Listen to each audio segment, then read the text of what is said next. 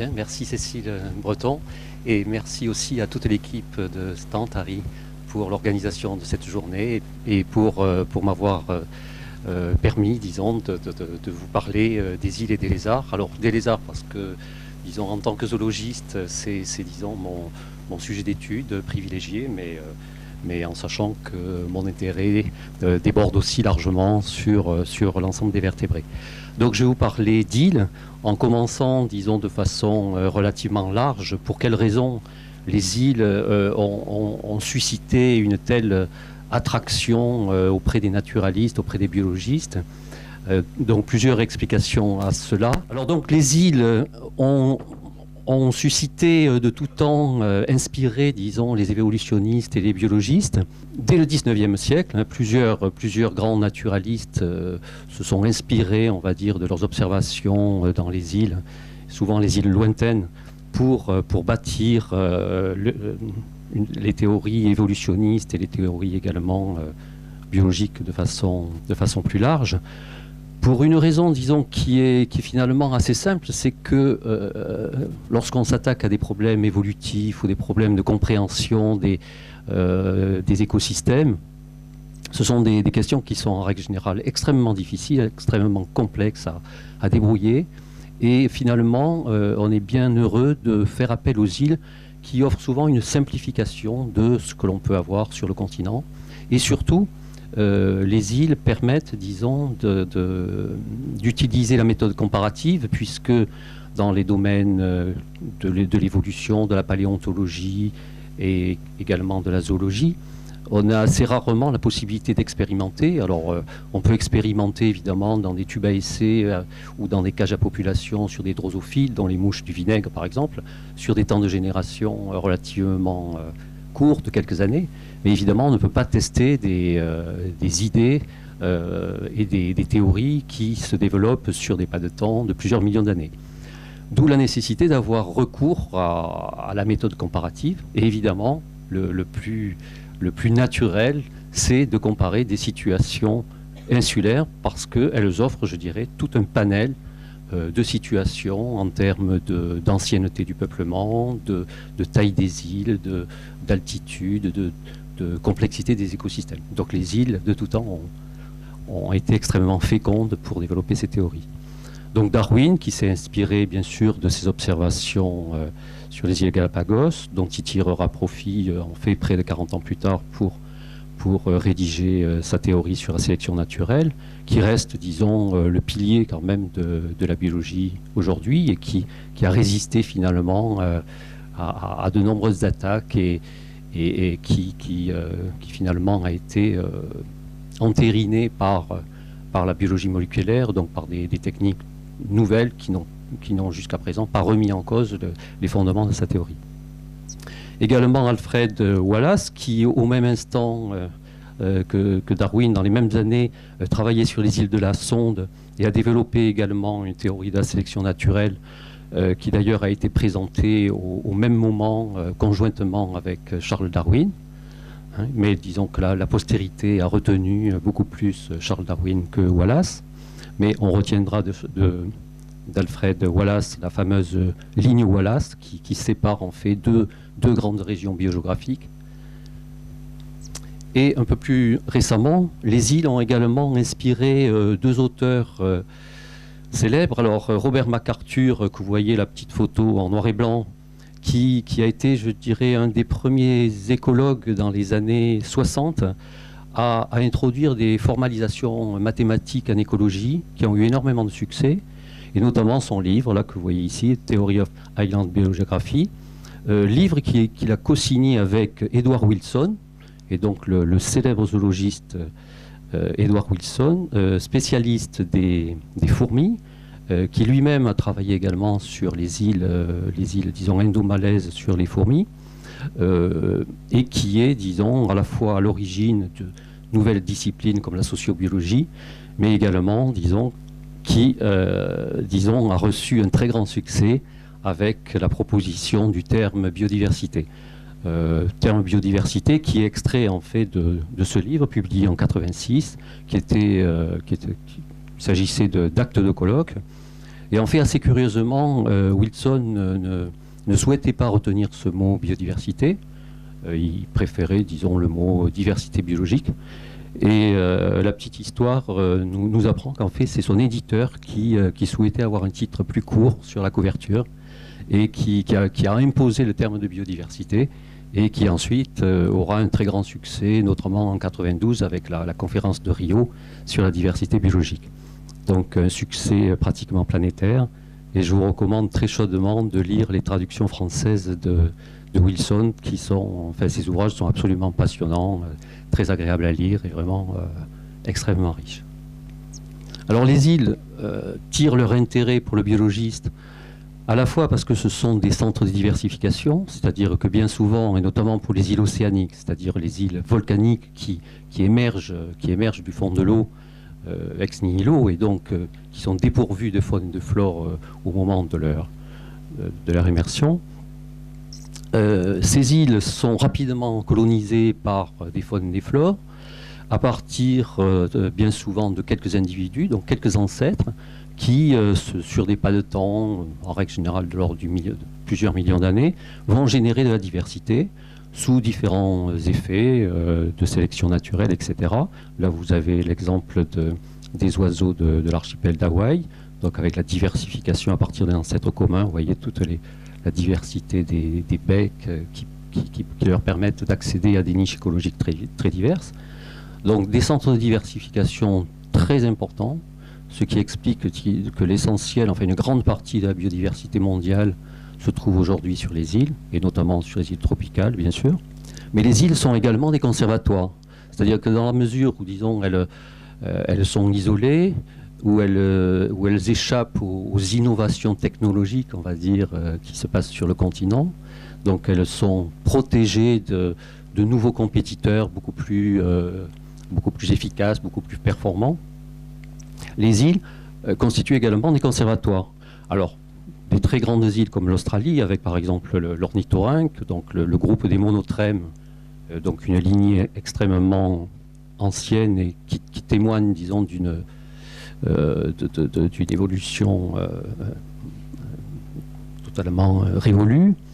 Madagascar avec les lémuriens, ou encore les îlots de Nouvelle-Zélande qui nous livrent aujourd'hui un lézard, donc le tuatara de Nouvelle-Zélande, qui est un rhincocéphale, une famille de reptiles qui était développée au Trias et au Jurassique, donc bien avant les dinosaures, et dont il reste aujourd'hui qu'une seule espèce, donc le tuatara, avec un œil pinéal sur le crâne. Et disons, voilà un témoin qui nous a été livré grâce à la protection amenée par les îles, qui a donc isolé cette lignée des reptiles plus modernes. Alors cette diversification peut être très spectaculaire. Alors c'est le cas assez proche de nous sur les îles Canaries, où vous voyez un certain nombre de lézards géants, puisque certains atteignaient à la période préhistorique jusqu'à 1,50 m, donc de très gros lézards. Des lézards que l'on considérait comme disparus, la plupart étaient connus à l'état fossile. Un seul avait traversé les temps, c'est le lézard Stellini, Galothia stellini de Grande Canarie, et on pensait que c'était le dernier lézard géant des Canaries.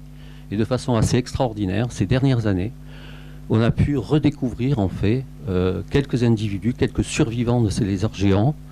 En premier lieu sur Hierro, Galothia simonii, que l'on croyait éteint en 1942 sur un petit îlot, qui a été redécouvert sur l'île principale avec quelques individus.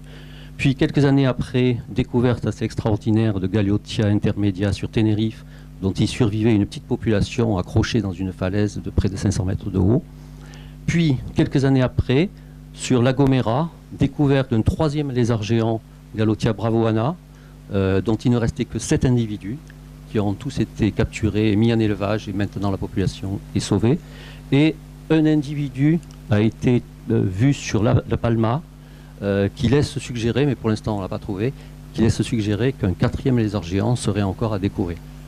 Or, on se trouve là sur des îles fréquentées, extrêmement connues, avec 2 universités, avec des zoologistes, etc.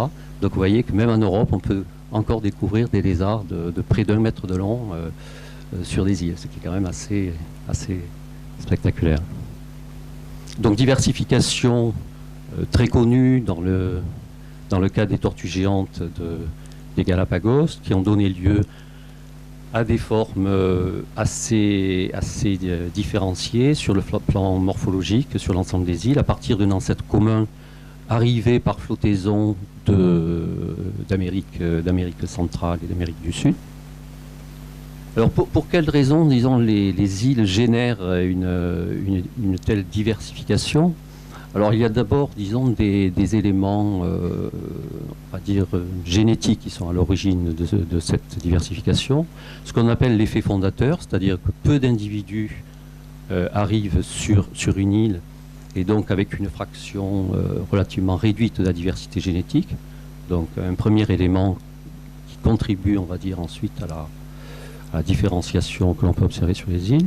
Ce qu'on appelle la dérive génétique, c'est-à-dire que au cours des générations, certains allèles, certains gènes, si vous voulez, vont être perdus et d'autres vont se fixer de façon majoritaire, ce qui veut dire que ces populations, disons, vont très rapidement prendre une direction évolutive assez divergente par rapport à la population source, la population continentale par exemple, et ensuite des pressions de sélection particulières, puisque bien souvent chaque île vont avoir soit des prédateurs différents ou bien des conditions écologiques différentes qui vont également générer de la diversité.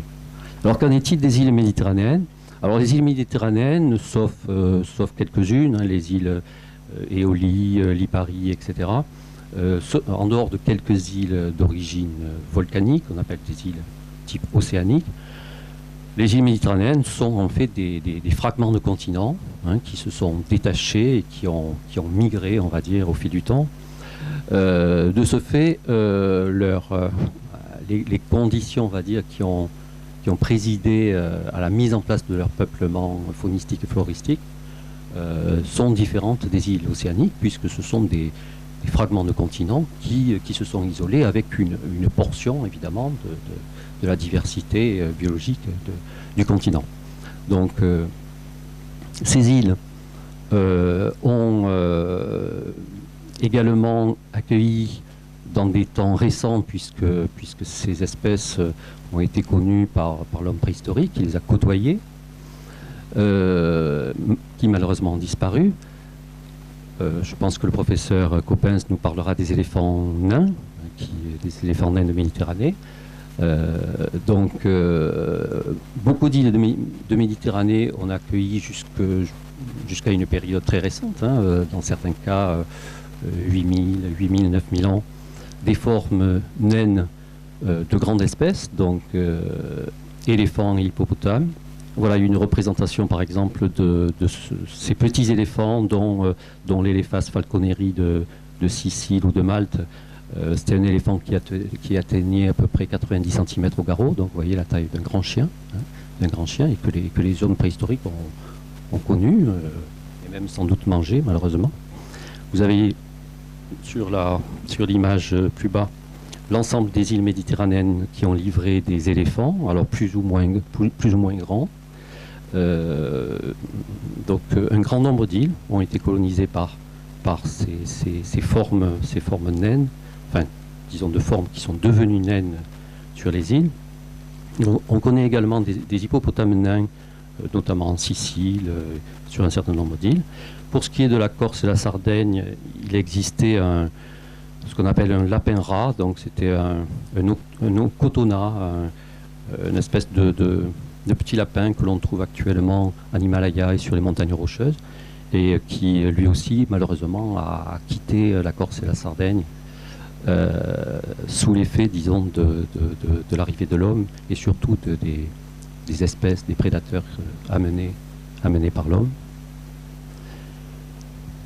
Et donc, par rapport à un certain nombre d'îles plus lointaines qui ont conservé ces faunes archaïques assez spectaculaires, fort malheureusement, du fait de l'ancienneté du peuplement des îles Méditerranée par l'homme et de l'apport d'espèces modernes, l'essentiel de ces faunes archaïques ont disparu, puisque vous voyez ici, à partir des travaux de Jean-Denis Vigne, mais également des travaux d'Alcover au Baléares ou de Sondard pour la Méditerranée orientale.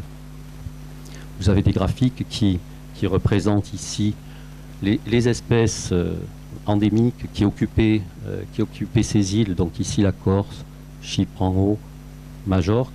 En règle générale, c'était des peuplements qui étaient relativement pauvres, des peuplements de mammifères qui étaient constitués de 4-5 espèces. Et on voit qu'en très peu de temps, le plus souvent de l'ordre de 2 millénaires, 2 à 3 millénaires, ces faunes archaïques ont été entièrement éliminées et remplacées par tout un cortège d'espèces modernes et d'espèces banales, malheureusement, c'est-à-dire tout ce que ce soit hérissons, belettes, renards, etc., qui rapidement ont généré, disons, la disparition de ces espèces. Plus, bien entendu, l'impact direct de l'homme préhistorique qui a chassé ces animaux, comme par exemple les Mitragus de Majorque, donc l'espèce d'antilope que l'on voit ici.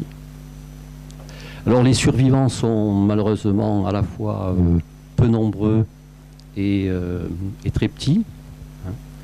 Donc vous voyez 4 espèces qui sont endémiques aujourd'hui, 4 espèces de mammifères endémiques des îles Méditerranée, et qui en fait sont des espèces relativement peu distinctes de forme continentale. Donc disons voilà, les espèces de mammifères les plus spectaculaires des îles méditerranéennes malheureusement ne sont plus représentées aujourd'hui. Alors il en est tout autrement pour les reptiles amphibiens, pour une raison qui n'est pas élucidée actuellement. Les reptiles amphibiens ont perdu fort peu d'espèces, et ils nous offrent donc une vision de vieilles lignées, quelquefois présentes sur ces îles depuis 10-15 millions d'années ou plus. Et c'est notamment le cas de la Corse et de la Sardaigne, avec des espèces comme le lézard de Bedriaga, donc le lézard qui est commun en montagne en Corse, le discoglosse, les 2 espèces de discoglosse, qui est en haut à droite. Une lignée également très ancienne, ce sont les algyroïdes, ces petits lézards très bruns, disons, qui ont un aspect de râpe très, très écailleux. Donc on a la chance, disons, pour ce qui est des reptiles amphibiens, d'avoir aujourd'hui des lignées extrêmement anciennes et qui cohabitent avec des espèces plus modernes, mais disons en ayant des populations encore assez denses et bien distribuées. Donc vous voyez, comparativement aux mammifères pour l'ensemble de la Méditerranée, il ne reste plus que 4 petites espèces, donc de musaraignes, de souris. On voit que pour les reptiles amphibiens, il reste encore aujourd'hui 12 amphibiens strictement endémiques des îles méditerranéennes et 12 reptiles également strictement endémiques des îles méditerranéennes, ce qui représente, disons, une diversité relativement importante et relativement intéressante de ces vieilles lignées. Ici, vous avez la fréquence de ces espèces endémiques pour les différentes îles ou archipels, donc Baléares, Corse, Sardaigne, Sicile, Crète, Chypre, mer Égée. Et vous voyez que c'est la Corse et la Sardaigne avec 9 amphibiens et 3 reptiles qui détient le record de diversité de ces paléoendémiques, de ces vieilles espèces. Ce qui est dû à plusieurs choses. Bon, à la fois à la taille de l'île, parce qu'on sait qu'en règle générale, lorsque l'île est grande, elle a plus de chances, disons, de maintenir de vieilles espèces qu'une île de petite taille. Également le gradient altitudinal, la Corse atteignant 2700 mètres, ce gradient altitudinal, disons, offre plus de possibilités de glissement au fil du temps et de fluctuations en fonction des changements climatiques, mais aussi par rapport à des nouveaux compétiteurs. Et voilà, ces raisons-là sont les principales qui permettent d'expliquer pour quelles raisons l'ensemble Corse-Sardaigne est aujourd'hui le plus riche en espèces endémiques. Donc vous avez ici la liste des espèces propres à cette microplaque corsosarde, hein, avec un certain nombre d'urodèles, c'est-à-dire salamandres, on va dire salamandres proctes au sens large, deux grenouilles, deux anours, les deux discoglosses, dont un, le Discoglossus montalenti, qui est quand même le dernier vertébré découvert en France, donc en Corse, découvert ces dernières années. C'est quand même une découverte assez extraordinaire. Et puis 3 espèces de sauriens qui sont également spécifiques à la Corse et la Sardaigne. Alors les faunes insulaires se caractérisent également par ce que certains biologistes ont appelé un syndrome d'insularité. Alors qu'est-ce qu'on entend par syndrome d'insularité pour un biologiste? Alors une des premières caractéristiques des faunes insulaires, c'est une relative pauvreté d'espèces. C'est-à-dire que pour une superficie équivalente, en règle générale, les îles ont toujours un nombre d'espèces inférieur au continent. Alors ça dépend des groupes zoologiques. Là, vous voyez, j'ai comparé pour les îles de Méditerranée. Vous avez la droite du haut qui représente la richesse continentale, ramenée à la surface. Donc vous avez la surface en abscisse et puis la richesse, nombre d'espèces en ordonnée. Donc la droite du haut représente le continent, la droite du bas représente les îles méditerranéennes. Et l'écart représente en quelque sorte l'appauvrissement faunistique entre les deux. Alors on voit que cet appauvrissement en faune, il est beaucoup plus fort chez les mammifères et les batraciens que chez les oiseaux et les reptiles. Alors essentiellement parce que les mammifères et les batraciens ont des capacités de colonisation et de dispersion plus faibles, et donc moins de possibilités évidemment de coloniser les îles. Donc cette perte, on peut la mesurer en comparant deux territoires relativement équivalents, c'est les Alpes-Maritimes et le Var, et la Corse, donc à peu près le même gradient altitudinal et à peu près les mêmes superficies. Et on voit que cette différence dans ce qui est du nombre d'espèces est particulièrement marquée chez les mammifères, avec 62% d'espèces en moins pour les mammifères. En revanche, les chauves-souris ne sont pas du tout touchées, donc il n'y a pas du tout de perte d'espèces, on va dire, chez les chauves-souris, du fait sans doute évidemment de leur capacité de vol et de dispersion. L'appauvrissement dans les faunes d'oiseaux est relativement faible, 19%, et à nouveau l'appauvrissement est fort pour les reptiles avec 48% et pour les batraciens. Donc on retrouve là aussi un lien bien sûr avec les capacités.